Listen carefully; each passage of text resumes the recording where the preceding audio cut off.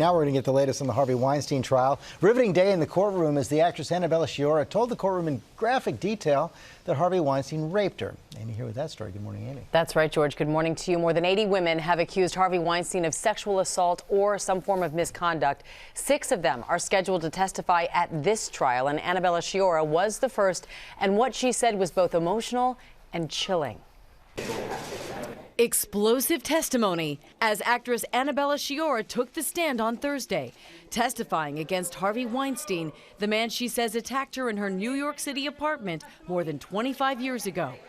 Hey, it's you. Most famous for her Emmy-nominated role as Tony Soprano's mistress on The Sopranos. You have good taste. Sciorra was an up-and-comer in Hollywood in the early 90s, appearing in movies like The Hand That Rocks the Cradle around the time she met Weinstein at an industry event. How did you come to be a nanny? In court on Thursday, Sciorra, now 59, at times visibly shaken, taking the stand for hours, recounting the night she says she was sexually assaulted by Weinstein nearly 3 decades ago, refusing to use his name, only referring to him as the defendant.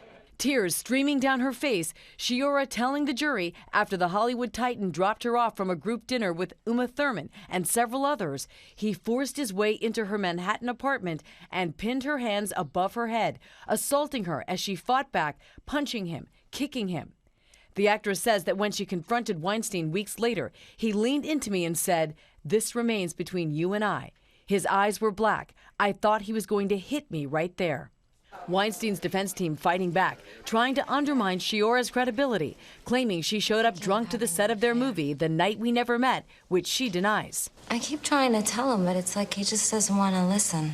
The defense team also pointing out that Sciorra didn't call police and asking why, a few years later, upon learning that Weinstein staying at the same hotel she was during the Cannes Film Festival, she didn't turn to her co-stars Robert De Niro and Sylvester Stallone for protection. Sciorra is a witness for the prosecution. Her allegations fall beyond the statute of limitations, and Weinstein has not been charged with assaulting her. Weinstein has always maintained his innocence, claiming his sexual encounters with all women were consensual. Just the first week of testimony. Incredible story. Okay, Amy, thanks very much. Joining us now from Los Angeles, Ronan Farrow, author of Catch and Kill and the host of the Catch and Kill podcast. Ronan, welcome back to GMA. Annabella Sciorra, as Amy just reported, denied this to police at the beginning, kept silent for years, but she first told her story to you. So I can just imagine what you were thinking as she was on that stand yesterday and how difficult this must have been for her. You know, I think for every woman involved in this trial and in the now ongoing separate criminal proceedings in Los Angeles, it's an emotionally wrenching experience. I can tell you that the initial conversation I had where Annabella Sciorra disclosed those same details that she told the world on the stand yesterday was one of the hardest conversations that I've ever heard a source have. She was, gasping for air. It was physically difficult for her to recount these details.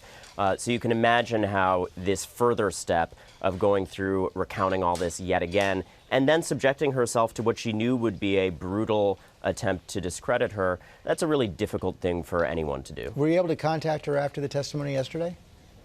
You know, I'm not going to speak for her. If she wants to give her thoughts on how it went, she can do that in her own time and in her own way. I can tell you that, we've been in touch. It's a difficult process for her and everyone else involved. And I can tell you that people in the courtroom were struck by how calm she was yesterday, how she really did keep her cool in the face of a pretty intensive grilling, which, she had to go through as part of the journalism process, and now she's having to go through on the That's stand. what I was going to ask you about. She was calm, but the defense really did try to rattle her. It was a pretty tough cross-examination. Did they make any headway? George, it seems like the underpinning of the line of questioning you're seeing from Weinstein's defense attorneys almost marks a generational divide in how we look at these issues. They are trying to bank on the idea that there are going to be jurors seated in this trial who are sympathetic to the idea that if you don't fight back hard enough, if you don't tell enough people immediately, if you have contact it is afterwards, impeaching in some way. Right, exactly. A big thread in this is how much contact after the fact.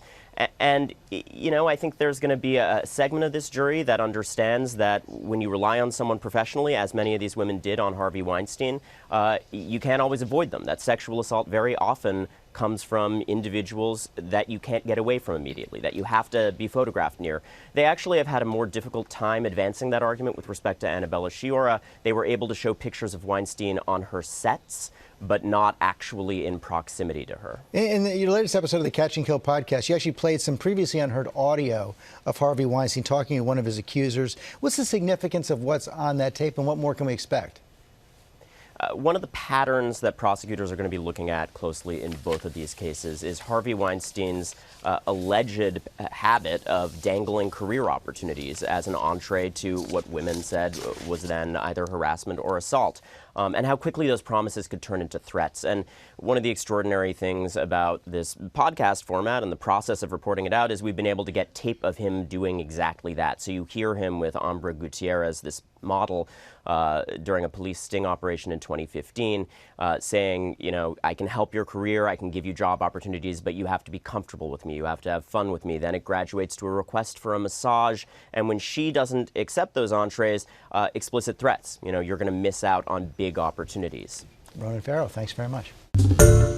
Hi everyone, George Stephanopoulos here. Thanks for checking out the ABC News YouTube channel. If you'd like to get more videos, show highlights, and watch live event coverage, click on the right over here to subscribe to our channel, and don't forget to download the ABC News app for breaking news alerts. Thanks for watching.